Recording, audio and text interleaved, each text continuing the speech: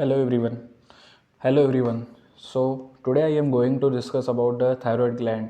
और आज अपन देखेंगे थायराइड ग्लैंड के बारे में completely about its relations, its blood supply, its nerve supply and everything important point related to the thyroid gland. So start करते हैं. सबसे पहले अगर अपन थायराइड ग्लैंड के स्ट्रक्चर के बारे में समझें तो हम समझते हैं सबसे पहले इसका एक्सटेंस कहाँ से कहाँ तक होता है. So it is our thyroid cartilage.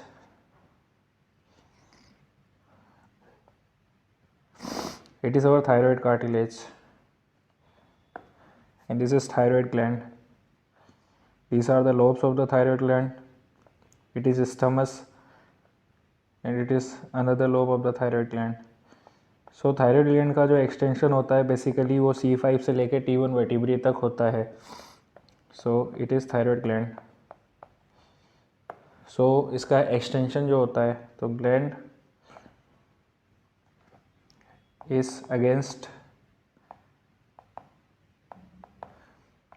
C5 to T1 vertebrae. So it is जो इसका एक्सटेंट है वो हमें देखने को मिलता है. अब ये जो अपना थायराइड कार्टिलेज होती है वो उसमें कहाँ से कहाँ तक एक्सटेंड करती है. सो ये एक्सटेंड करती है मिडिल ऑफ थायराइड कार्टिलेज से. It is our middle of thyroid cartilage. Middle of thyroid cartilage. तो ये मिडिल ऑफ थायराइड कार्टिलेज से कहाँ तक एक्सटेंड करती है, फिफ्थ ट्रेकियल लिंक तक. So below is the fifth tracheal link. Fifth tracheal ring. So it is the extension of the thyroid gland.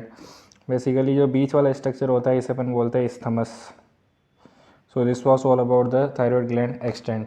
Isthmus जो होता है वो कहाँ से कहाँ तक एक्सटेंड करता है, ये सेकेंड से लेके फोर्थ ट्रेकियल लिंक तक एक्सटेंड करता है. Tracheal ring. So it was all about the extent of the thyroid gland with respect to the thyroid cartilage. Now अगर अपन इसका lateral view देखें, so in lateral view it is our thyroid cartilage. lateral view में अगर अपन बात करें तो so यहाँ पे thyroid cartilage के ऊपर एक लाइन होती है जिसे अपन बोलते हैं oblique line. so thyroid gland जो होती है वो oblique line तक क्या करती है, present होती है. So it is the cricoid oblique line over the thyroid cartilage. Now there is an important muscle which is known as, जो मसल होती है वो कहाँ से कहाँ तक एक्सटेंड करती है, below thyroid up to the oblique line. So this muscle is known as sternothyroid muscle. So this is important muscle. This is sternothyroid muscle. Sternothyroid muscle. तो what is the function of sternothyroid muscle. Sternothyroid muscle का function जो होता है ये thyroid gland के upward movement को prevent करती है. So this is important muscle to be remember that sternothyroid muscle जो होती है वो प्रिवेंट करती है थायरॉयड का movement upward. So prevent upward movement of thyroid. Prevent upward movement of thyroid gland.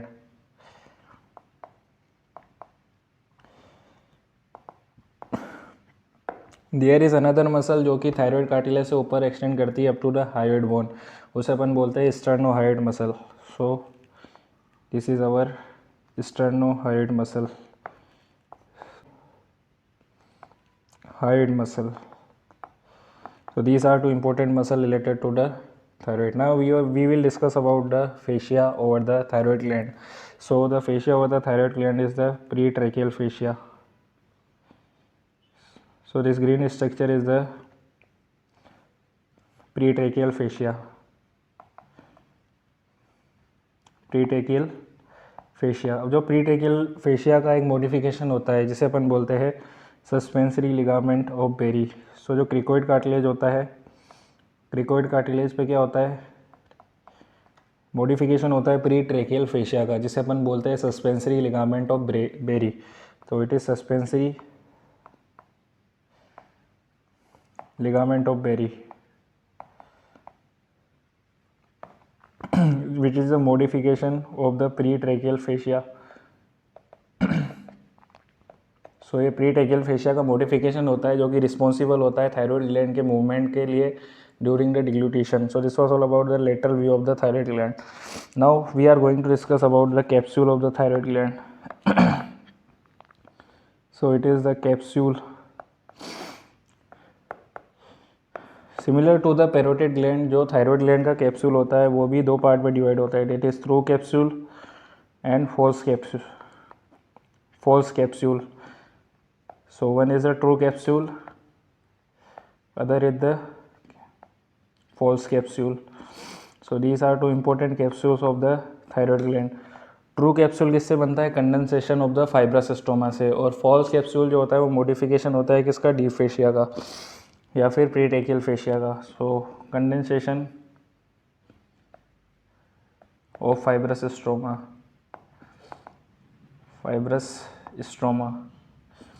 And true capsule false capsule जो होता है वो क्या होता है? प्रीट्रेकियल फेशिया का मॉडिफिकेशन, या प्रीट्रेकियल फेशिया को अपन क्या बोलते हैं? प्रीट्रेकियल फेशिया, उससे क्या बनता है? फॉल्स कैप्सूल का फॉर्मेशन होता है. Now there is a basic important difference between the capsule of the thyroid gland and the capsule of the prostate. So what is the difference we are going to discuss. So it is thyroid gland. Thyroid gland has first true capsule and outer is the false capsule. So this is the thyroid gland का capsule कुछ इस तरीके से arrange होता है, true capsule में and false capsule में. अगर यही अपन डिस्कस करें प्रोस्टेट के बारे में, so it is our prostate. इसके भी एक ट्रू कैप्सूल होगा और एक फॉल्स कैप्सूल होगा. Now what is the basic difference between the thyroid and prostate. So it is the arrangement of the venous plexus. So venous plexus of the thyroid are deep. So this is the venous plexus of the thyroid gland, and if I highlight the region between the true and the false capsule, so this is the region between true and the false capsule. So the venous plexus of prostate is situated between the true capsule and the false capsule. So this is its true capsule, this is its false capsule. Similarly ये prostate का true capsule है और ये false capsule है. तो इन दोनों में basic difference यही होता है कि जो थायराइड होता है उसके वीनस प्लेक्सस जो होते हैं वो डीप होते हैं, एंड प्रोस्टेट जो होता है उसके जो वीनस प्लेक्सस होता है वो सुपरफिशियल होता है. इस वजह से जब अपन थायराइड की कोई सर्जरी करते हैं तो उसमें अपन ट्रू कैप्सूल को भी रिमूव कर सकते हैं. So I am marking the red. What is this red zone? This red zone is the cleavage plane. So it is our cleavage plane जहाँ पे अपन थायराइड ग्लैंड को रिमूव कर सकते हैं. लेकिन प्रोस्टेट को रिमूव करने के लिए हमें ट्रू कैप्सूल का कुछ पार्ट, और ट्रू कैप्सूल पूरा रखना होता है, प्रोस्टेट का कुछ पार्ट रखना होता है, नहीं तो फिर वहाँ पे क्या हो जाएगा? ब्लीडिंग होना स्टार्ट हो जाएगी. So this is cleavage plane for prostate. So this is the basic difference between the thyroid and prostate gland. तो thyroid can be removed with true capsules, can be removed with true capsule. लेकिन prostate के case में अपन को true capsule को छोड़ना पड़ेगा क्योंकि उसमें जो वीनस प्लेक्सस होता है वो ट्रू कैप्सूल और फॉल्स कैप्सूल के बीच में सिचुएटेड होता है. Now we are going to discuss about the transverse section and the relation of the thyroid gland. At end we will see the theory related to it, जो कि आप अपनी यूनिवर्सिटी एग्जाम में लिख सकते हैं. तो लास्ट का पार्ट मिस मत करना. सो ट्रांसफर सेक्शन, अगर अपन ट्रांसफर सेक्शन की बात करें थायराइड के, तो सबसे पहले क्या होती है? ट्रेकिया होती है. So it is trachea. Trachea के पीछे होता है ईसोफेगस, एंड थायराइड ग्लैंड कुछ इस तरीके से सिचुएटेड होती है.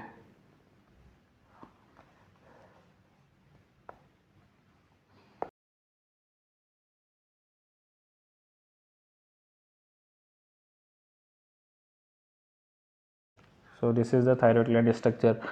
Now what are the muscle related to the anterior surface? Basically thyroid gland जो होती है उसकी तीन सरफेस होती है, anterior, posterior and medial. So anterior surface में there are muscles related to the thyroid gland.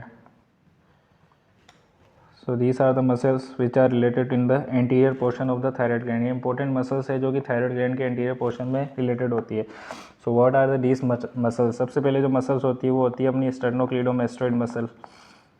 ये जो बीच में दो मसल मैंने ड्रॉ करी है, एक होती है अपनी स्टर्नोहाइड मसल, जो सेकंड मसल होती है वो होती है अपनी superior belly of होमोहाइड, superior belly of होमोहाइड muscle. And what is this muscle? This is the superior thyroid muscle, superior belly of homoid, and ST, that is superior thyroid muscle, sorry, sternothyroid muscle. So these are the muscle which are related to the lateral relation of the thyroid. Now in posterior relation, the important content is carotid sheath. So in posterior relation we can see carotid sheath जो होती है वो एक important relation होती है, जिसका content होती है carotid artery, internal jugular vein and vagus nerve. So carotid sheath makes the important posterior relation of the thyroid gland. So posterior relation जो होती है वो carotid sheath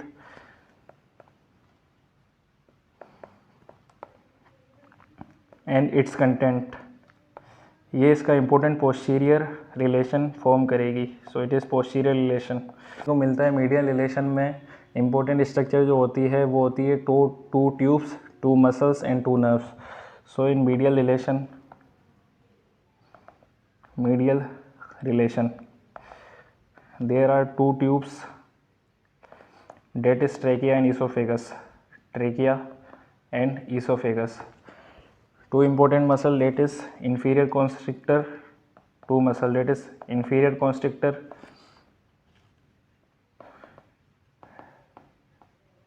another is cricothyroid muscle, cricothyroid. And two nerves, what are the two nerves? Recurrent laryngeal nerve and external laryngeal nerve, recurrent laryngeal nerve and external laryngeal nerve. So these are the important relation on the medial surface. Now we are going to discuss about the blood supply. So what is the blood supply of the thyroid gland? Blood supply. So जो thyroid gland की blood supply होती है basically वो किस किस से होती है? एक तो एक्सटर्नल कैरोटिड आर्टरी से और एक सबक्लेवियन आर्टरी से. So this is our thyroid gland.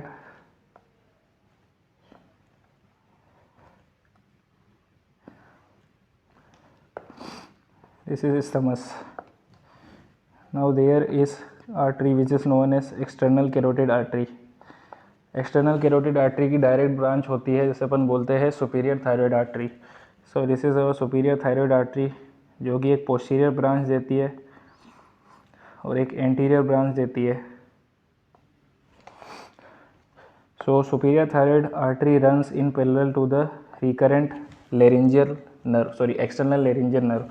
So this is our superior thyroid artery. It runs in parallel with external laryngeal nerve. So this is important structure.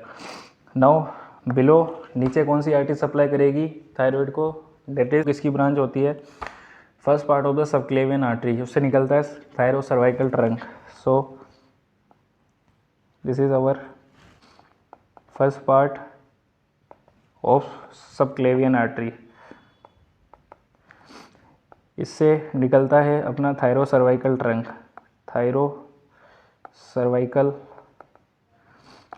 तो thyrocervical trunk की जो branch होती है उससे कहते हैं अपन इंफीरियर थायराइड आर्टरी. तो इंफीरियर थायराइड आर्टरी होती है वो इसके इंफीरियर लोब को सप्लाई करेगी. So it goes basically over the posterior part.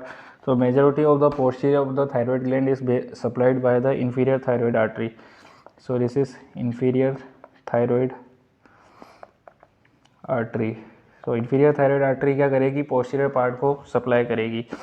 Basically inferior thyroid artery जो होती है वो superior और inferior parathyroid gland को भी supply करती है. So it is our parathyroid gland. तो जो superior और inferior parathyroid gland होगी उसको भी supply कौन करेगा? inferior thyroid artery. These are parathyroid gland.